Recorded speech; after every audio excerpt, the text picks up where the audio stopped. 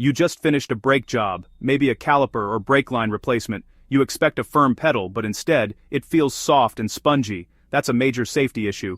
A mushy pedal means your brakes aren't working right, and you're risking longer stopping distances. The culprit? Air, trapped in your brake lines.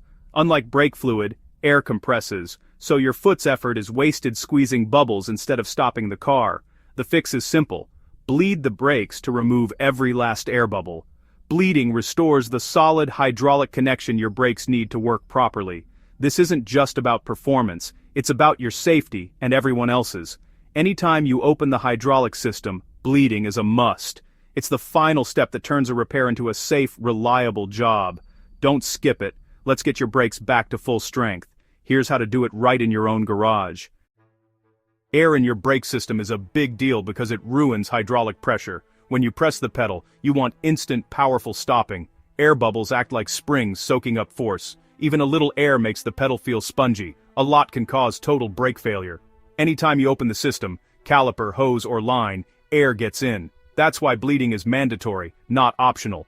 Bleeding pushes out old fluid and air, leaving only solid, incompressible brake fluid. This gives you a safe, reliable pedal every time. Never skip this step after a brake repair.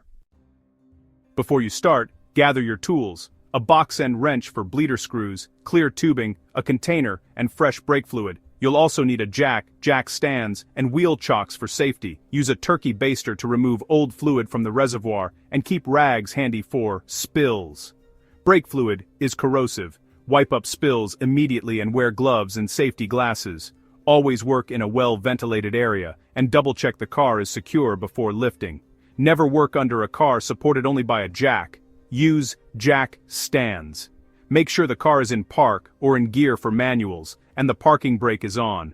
Take a few minutes to prep. Your safety and your cars depend on it. Once you're set up, you're ready to bleed the brakes.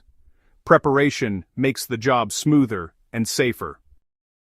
The classic two-person method is simple and effective. One person pumps and holds the brake pedal, the other opens and closes the bleeder screw. Start with the wheel farthest from the master cylinder, usually rear right, then work closer. Attach tubing to the bleeder, place the other end in fluid, and have your helper pump the pedal. On, pressure, open the screw, fluid and air will flow out. Close the screw before the pedal hits the floor. Repeat until no more bubbles appear, then move to the next wheel. Always keep the reservoir topped up. Don't let it run dry. Good communication and sequence are key for a firm pedal.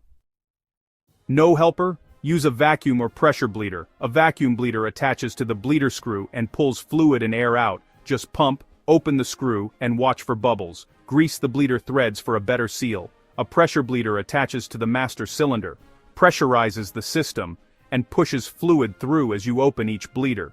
Both methods let you bleed brakes solo, following the same wheel sequence. Watch for clear, bubble-free fluid before moving on. These tools make solo brake bleeding fast and reliable. Choose the method that works best for you. After bleeding, check every bleeder screw for leaks and wipe up any fluid. With the car on stands, press the brake pedal. It should feel firm and not sink. If it's still soft, repeat the process or check for leaks. Reinstall wheels, torque lug nuts, and lower the car. Start the engine. The pedal should still feel solid. Test brakes at low speed in your driveway. Stop forward and backward. Take a careful test drive, paying attention to pedal feel and stopping power. Check fluid level, and for leaks one last time. Dispose of old brake fluid properly. Most auto parts stores accept it. A firm, responsive pedal means you've done the job right. Well done.